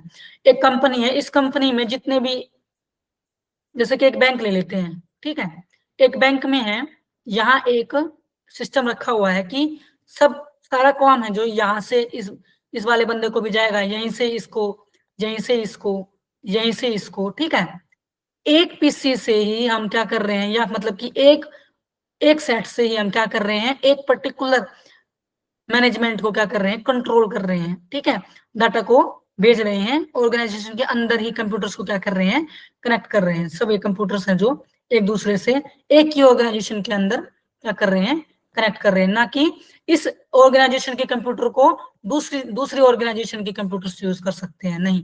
ठीक है, इस ऑर्गेनाइजेशन के कंप्यूटर को सिर्फ यही ऑर्गेनाइजेशन यूज कर सकती है, ना कि कोई अदर कंट्री की, सॉरी, अदर कंपनी का कोई भी या फिर ऑर्गेनाइजेशन हम बोल सकते हैं, नहीं यूज कर सकता। इसमें सिक्योरिटी फायरवॉल पर डिपेंड रहती है। फायरवॉल अब जितनी भी स्ट्रॉन्ग रहेगी, क्यों, क्योंकि एक पर्सनल कंप्यूटर हो गया ना, ये एक पर्सनल ऑर्गेनाइजेशन होगी, तो मतलब कि एक पर्सनल सिक्योरिटी ही रहेगी। ये नहीं कि अब इंटरनेट, सॉरी, अब जैसे कि इंस्टाग्राम है, इंस्टाग्राम को हम क्या नहीं बोल सकते, इंट्रानेट नहीं बोल सकते। इंस्टाग्राम क्या है, इंटरनेट है, तो कहीं भी कोई भी एक्सेस कर सकता है ना।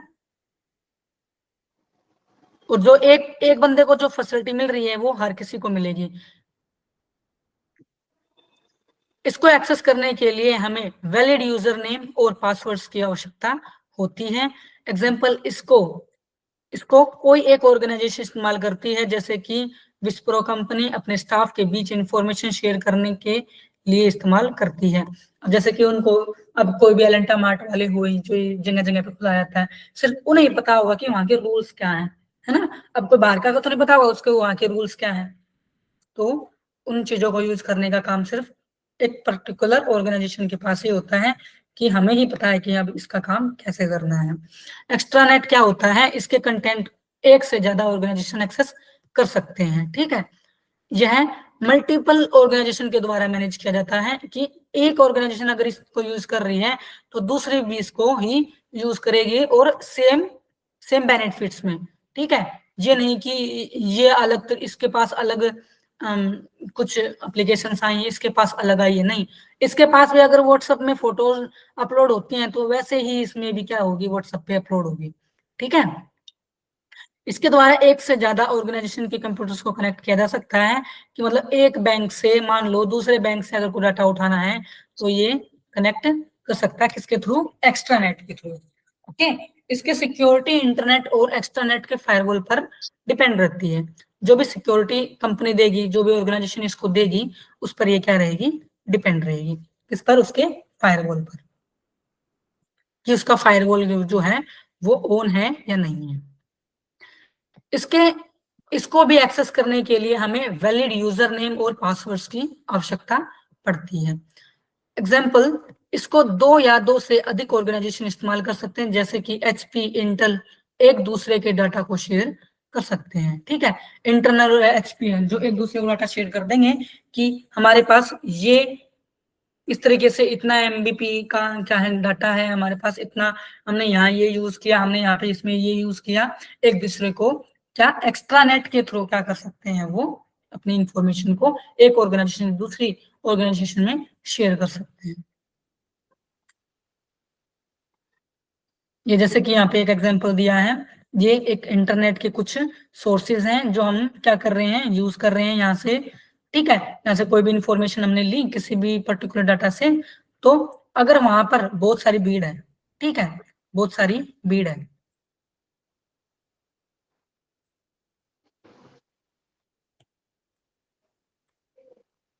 ठीक है, बैड ट्रैफिक है, वहां पर बहुत सारी भीड़ है, हमारा काम नहीं हो रहा है, हमने कोई भी पेज खोला, जो पेज खोला उस पेज पे वो काम नहीं हो पा रहा है, वो बहुत लेट काम हो रहा है, मतलब कि बैड ट्रैफिक है, बहुत ज्यादा रश है। तो वहां पे क्या करेगा, फायरवॉल एक ऐसा प्रोटेक्शन वॉल क्रिएट करेगा जिससे कि वहां पर कोई भी हैकर या फिर कोई भी वायरस हमारे पीसी के अंदर एंट्री नहीं कर सकता है, ठीक है। क्यों, यहाँ पे तो अभी ट्रैफिक है बहुत सारा, हमने अभी एप्लीकेशन सर्च की, यहाँ पे सर्च किया, क्या सर्च किया, व्हाट इज कंप्यूटर। अब कंप्यूटर का जो डाटा है वो आने में बहुत ज्यादा देर लगा रहा है, मतलब कि ये वाला इंफॉर्मेशन है जो बहुत सारे लोगों ने क्या किया है, एक ही टाइम पर एक्सेस किया है। उस टाइम पे क्या है, हमारा फायरवॉल क्या करेगा, काम करेगा, किस लिए, प्रोटेक्शन वॉल देगा, ठीक है, जिससे जिससे हमारे पीसी में कोई भी वायरस ना आए या फिर कोई भी हमारे डाटा को चोरी ना कर पाए, ठीक है। Firewall block bad traffic. अब फायरवॉल क्या करेगा, जो भी बैड ट्रैफिक जो हमारे पीसी में एंट्री करने वाला था उसको क्या करेगा, स्टॉप करेगा, उसको एंट्री नहीं करने देगा, और हमें एक प्राइवेट और बेटर सिक्योरिटी के साथ इंफॉर्मेशन प्रोवाइड करेगा। कौन, एक फायरवॉल, एक बीच में एक दीवार है जो बैड ट्रैफिक को हमारे यूजर तक पहुंचने तक क्या करेगा, प्रोटेक्शन देता है। Next is network hardworking devices, ठीक है, ये कुछ नेटवर्क हार्डवर्किंग डिवाइसेस हैं, ठीक है। ये मॉडम, मॉडम आप सभी ने देखा होगा, आप सभी के घर में पीसी है, सॉरी वाईफाई लगा हुआ है, वाईफाई में एक मॉडम होता है, ठीक है। ये निक, उसके के अंदर एक चिप होती है, रिपीटर, हब, ये एक पावर बैंक के यूज में भी हम इसको एक तरीके से यूज करते हैं। स्विच बोर्ड बैंड जो हमारे टीवी वगैरह के साथ ये कनेक्ट करते थे ना, पहले हमारा आया था एक बार सिस्टम। रूटर जो हमें WiFi internet net to net connect रखता है। ये ब्रिज जो इंटरनेट रूटर के साथ हमारा लगता है, ठीक है। ये एक गेट भी होता है जहाँ पे हम अपनी केबल्स को लगाते हैं। ये सब क्या है, टाइप्स ऑफ नेटवर्क डिवाइस हैं, ये सब नेटवर्क को इकट्ठा करने के लिए हम यूज करते हैं, हमारे नेटवर्क्स को एक साथ पाने के लिए।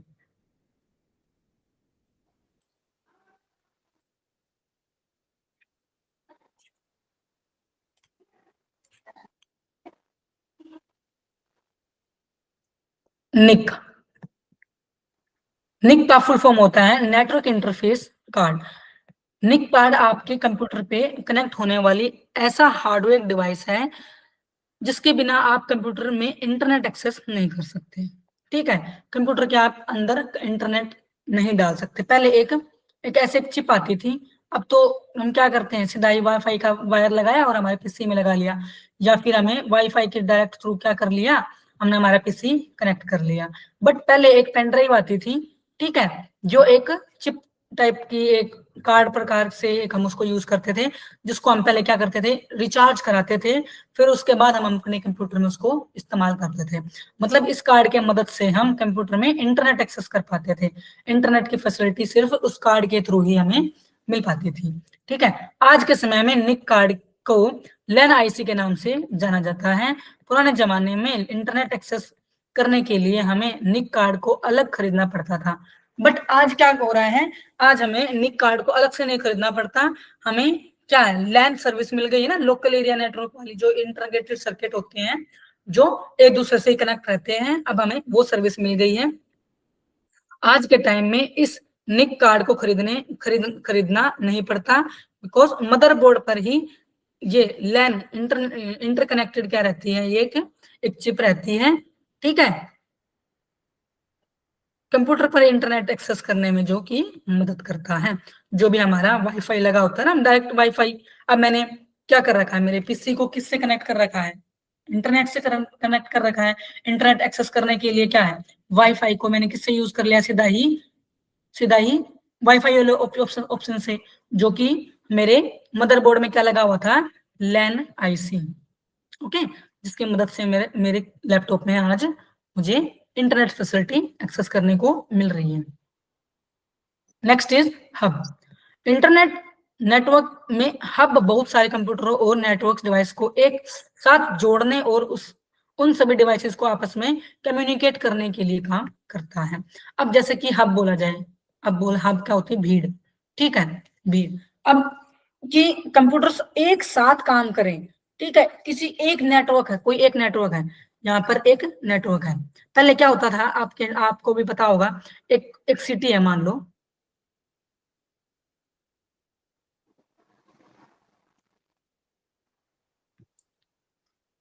एक सिटी है, ठीक है, वो सिटी क्या कर रही है, मान लो एक सिटी है, ठीक है, इस सिटी का जो डाटा है, एक पर्टिकुलर एक ऐप है,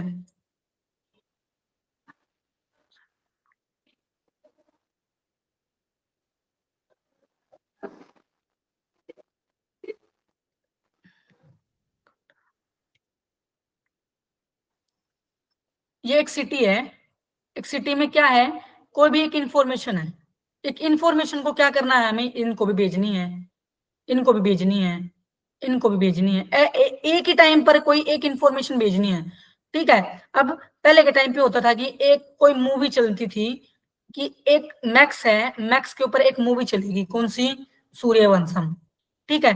तो हर किसी के टीवी में मैक्स जो एक चैनल है उसके ऊपर क्या चलेगी? सूर्यवंशम, ठीक है। मतलब ये क्या कर रहा है, कम्युनिकेट करने के लिए कि जो भी डिवाइसेस हैं सिटी में या फिर आसपास, उन सबको क्या कर रहा है, इजी टू कम्युनिकेट, कि वो एक दूसरे से क्या कर सके, कम्युनिकेट कर सके, है ना। अब इसके पास को डाटा है, ये डाटा इस घर पे भी जा रहा है, इस पीसी में भी जा रहा है, इस पीसी में भी जा रहा है, और इस पीसी में भी, और इस पीसी में भी, एक टाइम पर ही सेम डाटा जो जा रहा है, उसमें उसको हम क्या बोलेंगे? हब नेटवर्क बोलेंगे, ठीक है। हब को हम लैन पर ही इस्तेमाल किया जाता है। हब के मैक्सिमम 12 पोर्ट्स होते हैं। हब मतलब हब के जरिए आप 12 कंप्यूटर्स को कनेक्ट कर सकते हैं।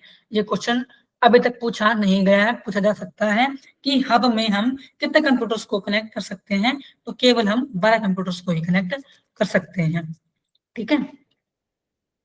यह डिवाइस OSI मॉडल में लेयर 1 मतलब कि फिजिकल लेयर पर काम करता है। हब एक नॉन इंटेलिजेंट डिवाइस है, मतलब हब को एक जो डाटा मिलता है वह डाटा नेटवर्क्स में प्रेजेंट सभी कंप्यूटर्स को भेज देते हैं, मतलब ब्रॉडकास्ट कर देते हैं, ठीक है। एक कंप्यूटर से ही काफी सारे कंप्यूटर्स में ही क्या भेज देता है, इंफॉर्मेशन या डाटा को जो भेज देता है, जो प्रेजेंट कर देता है, उसको ही हम हब नेटवर्क्स बोलते हैं। और हब नेटवर्क से जोड़ सकता है। स्विच, हब की तरह स्विच भी बहुत सारे कंप्यूटर्स या इंटरनेट डिवाइसेस को एक साथ जोड़ता है और उन सभी डिवाइसेस को आपस में कम्युनिकेट कराता है, किंतु स्विच हब की तरह नॉन इंटेलिजेंस डिवाइस नहीं होते, ठीक है। नॉन इंटेलिजेंट डिवाइस नहीं होते, जैसे कि हब में क्या कर रहा था, वो कम्युनिकेट कराने में हेल्प कर रहा था डिवाइसेस को, ठीक है। और ये क्या करेगा, इंटरनेट डिवाइसेस को क्या करेगा, डिवाइसेस के थ्रू कम्युनिकेट कराने का काम करेगा। स्विच एक इंटेलिजेंट डिवाइस है। स्विच डाटा को सही डेस्टिनेशन में भेजा जाता है, मतलब आप अगर कंप्यूटर 1 से कंप्यूटर 2 में कुछ डाटा भेजना चाहते हो तो स्विच, हम क्या करते हैं, स्विच। अब एक पीसी है, यहाँ आ जाओ, एक पीसी है, इस पीसी में मैंने यहाँ पे ABCD कोई भी काम कर दिया, ठीक है, सेम। और एक पीसी यहाँ पे कोई काम कर रहा है और मुझे मेरी सेम फाइल उसके पीसी पे शो करनी है, ठीक है। तो मैं मेरे कंप्यूटर में एक पासकोड भरूंगी, किसका, इस कंप्यूटर का, जिससे कि मेरी जो स्क्रीन है वो इस स्क्रीन पर क्या हो जाए, स्विच हो जाए। ये स्क्रीन है जो इस स्क्रीन रखा है कि आपका जो फोन है, हम अपने फोन में कुछ भी खोल लेंगे, है ना, जो भी हम अपने फोन में कोई भी यूट्यूब से कुछ लाएंगे वो स्विच कर देते हैं हमारे टीवी के साथ, है ना। जो भी यहाँ जो स्क्रीन में चलेगा वही इस स्क्रीन में चलेगा। ये किस चीज का मोड है, ये स्विच स्विच मोड है, ठीक है। फिर है राउटर। राउटर का क्या काम है? राउटर एक इंटर नेटवर्क डिवाइस है। राउटर का काम होता है दो या दो डिवाइसेस, दो या दो से ज्यादा डिफरेंट नेटवर्क्स को आपस में जोड़ना, ठीक है। अब ये एक डिवाइस है, एक ऐसा ही एक और डिवाइस किसी और दूसरे घर में होगा, ठीक है। इस डिवाइस को इस डिवाइस से क्या है? जोड़ना, ठीक है। ये क्या करेगा? इंटरनेट के बीच कम्युनिकेशन को एस्टेब्लिश करना। रूटर और एक इंपॉर्टेंट काम करता है, वह है डाटा को सही और इजीएस्ट रूट मतलब बताना, मतलब सही रास्ता बताना, ताकि डाटा जल्दी डेस्टिनेशन में पहुंच जाए, ठीक है। इस ऐसे दिखने वाले सेम रूटर से दूसरे दिखने ऐसे सेम रूटर पे क्या भेजना? डाटा को चेंज करना। अब अगर मान लो इसके रूटर से अगर हम जो भी इसके साथ वो एक इंटरनेट को जो एक्सचेंज करने वाला एक रूटर लगता है हमारा एक और, उसमें अगर फॉल्ट आ जाएगा तो क्या है? हमारा इंटरनेट जो जो कनेक्शन है वो एक दूसरे तक नहीं पहुंच पाएगा, है ना। ये मोडम होता है। ये मोडम और ये जो ये रूटर होता है ना, ये एक साथ ही काम करता है, ठीक है। ये मोडम और ये रूटर एक साथ एक दूसरे के साथ क्या रहते हैं? कनेक्टेड रहते हैं, जिससे ये एक दूसरे के पास क्या भेजते हैं? इंफॉर्मेशन भेजते हैं, डाटा को शेयर करते हैं ये, जिससे किसी पर्टिकुलर डाटा को एक डाटा मिलता है। जैसे कि हमें हमें कोई भी इंटरनेट मिलेगा, अगर मेरा मोडम खराब है या फिर मेरा रूटर खराब है तो मेरे को डाटा नहीं मिलेगा। मेरे मोडम से किसी दूसरे मोडम से जो हमें डाटा मिल रहा था वो मुझे नहीं मिलेगा। कंप्यूटर नेटवर्क में मोडम का काम होता है सिग्नल्स को मॉड्यूलेटर और डिमॉड्यूलेट करना, ठीक है। सिग्नल्स को भेजना और ना भेजना, ये किसका काम है? मोडम का काम है। हमारे रूटर के साथ ये लगता है। ये डाटा को डिजिटल डाटा को एनालॉग और एनालॉग डाटा को डिजिटल में कन्वर्ट करता है। Okay, analogue to digital, digital to analogue को डाटा को क्या करता है? ये कन्वर्ट करता है। आसान भाषा में आपके कंप्यूटर में जो डाटा है वह डिजिटल फॉर्म में है। आपको अगर इस डाटा को नेटवर्क के जरिए दूसरे कंप्यूटर में भेजना है तो उस डाटा को एक केबल के जरिए जाना पड़ेगा, ठीक है। एक ही केबल लगेगी। ये केबल है, ये एक रूटर यहाँ लग गया, एक मोडम यहाँ लग गया, एक मोडम यहाँ लग गया, ठीक है। ये अलग अलग मोडम है, ये अलग अलग मोडम लगेंगे और ये क्या करेंगे? एक दूसरे के मदद से क्या है? एक दूसरे को डाटा शेयर करेंगे। किसके थ्रू? एक एक निजी केबल के थ्रू, ठीक है। फिर एक रिपीटर। नेटवर्क में रिपीटर मेथड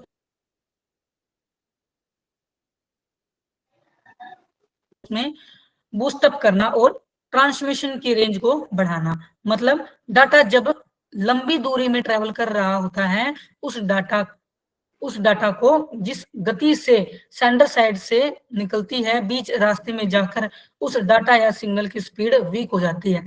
बहुत बार क्या होता है, हम कोई भी रील वगैरह देख रहे हैं या फिर हम कोई भी यूट्यूब पर कोई भी हम वीडियो देख रहे हैं, कोई भी इंफॉर्मेशन हम ले रहे हैं, अगर उस टाइम पर अगर जो भी धीरे धीरे हमारा नेटवर्क चलता है, जो हमारे एमबीपीएस की जो स्पीड है वो डाउन पड़ जाती है, तो मतलब कि हमारा जो रिपीटर है, जो भी हमारा सेंडर जो भी सिग्नल्स को सेंड करता है, वो क्या है? वो स्लो पड़ रहा है या फिर वो सही काम कर रहा है। वो किसका काम होता है? वो रिपीटर का काम होता है कि वो जो भी सिग्नल्स होते हैं जो हम तक इंटरनेट सर्विस पहुंच रही है, उसकी जो स्पीड होती है, उसको उसकी जो रेंज जो बताता है वो कौन है? वो रिपीटर है, ठीक है। ब्रिज। ब्रिज दो या दो से ज्यादा लैन को आपस में जोड़ना, ठीक है। लैन हमने क्या पढ़ा था? बताना कोई। लैन लैन लैन लैन हमने पढ़ा था लोकल एरिया नेटवर्क, ठीक है। जो हम लोकल एरिया में हम यूज कर रहे हैं है ना। तो मतलब कि लैन टू लैन, कोई एक लैन है उसको दूसरे लैन से कनेक्ट करने के लिए, ठीक है, कौन करता है? ब्रिज काम करता है। ब्रिज सिर्फ वही नेटवर्क को जोड़ सकता है जहां पर सेम प्रोटोकॉल चल रहा हो, सेम प्रोटोकॉल चल रहा हो। अब एक कंपनी है ये, अब ये एक कंपनी है, ठीक है। अब ये कंपनी है जो इस कंपनी के ब्रिज से कनेक्ट नहीं हो सकती, ठीक है। ये कंपनी के ही ब्रिज से एक रूटर एक दूसरे से कनेक्ट होंगे, ना कि ये कंपनी इस रूटर के साथ कनेक्ट हो जाएगी। ओके।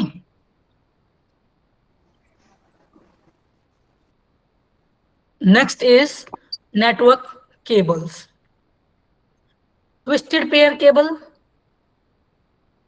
ट्विस्टेड पेयर केबल्स हमारी कौन सी होती है? यह नेटवर्किंग की साधारण केबल होती है। इसका उपयोग मॉडेम या राउटर या फिर स्विच के लिए कंप्यूटर्स को जोड़ने के लिए किया जाता है, ठीक है। जो भी हमारे कंप्यूटर्स हैं उनको जोड़ने के लिए होता है।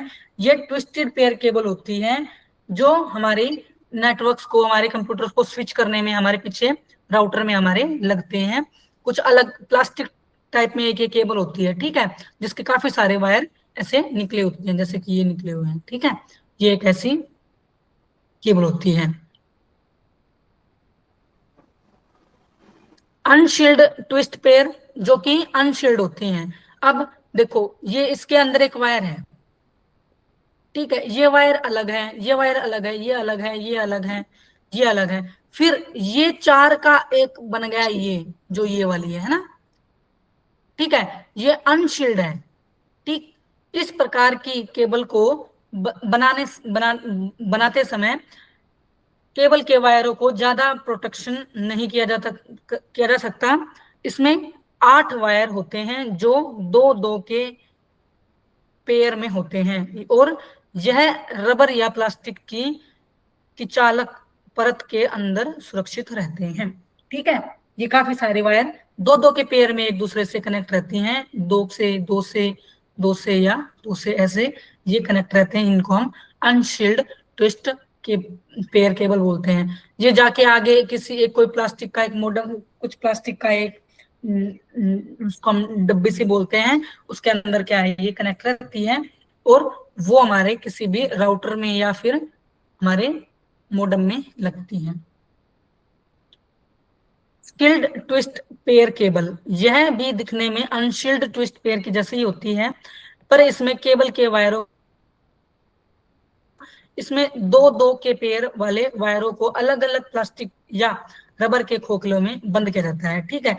जैसे कि देखो, ये अब ये दे रखा है, इधर ये क्या है, इनको अलग अलग कर रखा था दो दो के पेयर में, और इनको अलग अलग दो दो के पेयर में क्या कर रखा है, प्लास्टिक के रबर में कर रखा है। इनको प्लास्टिक के रबर में नहीं कर रखा, इनको सिर्फ क्या कर रखा है, इनको सिर्फ एक दूसरे से कनेक्ट कर रखा है। इनको क्या कर दिया, इनको प्लास्टिक के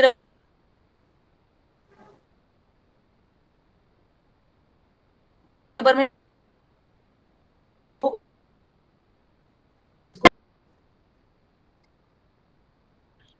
कल हम पढ़ने वाले हमारा वेब जनरेशन की, हमारी वेब की जनरेशन। यहाँ से क्वेश्चंस पूछे गए हैं प्रीवियस ईयर क्वेश्चंस में काफी बार, 2-3 बार तो मैंने खुद देखे हैं, और आगे अभी आने की बहुत सारी संभावनाएं हैं। ओके, इसको हम कल करेंगे। मैम अब आज कितना रह गया हमारा? आज के लिए इस क्लास को हम आज यहीं करते हैं। मैम कितना और रह गया हमारा कंप्लीट होने में टाइम? Just a second.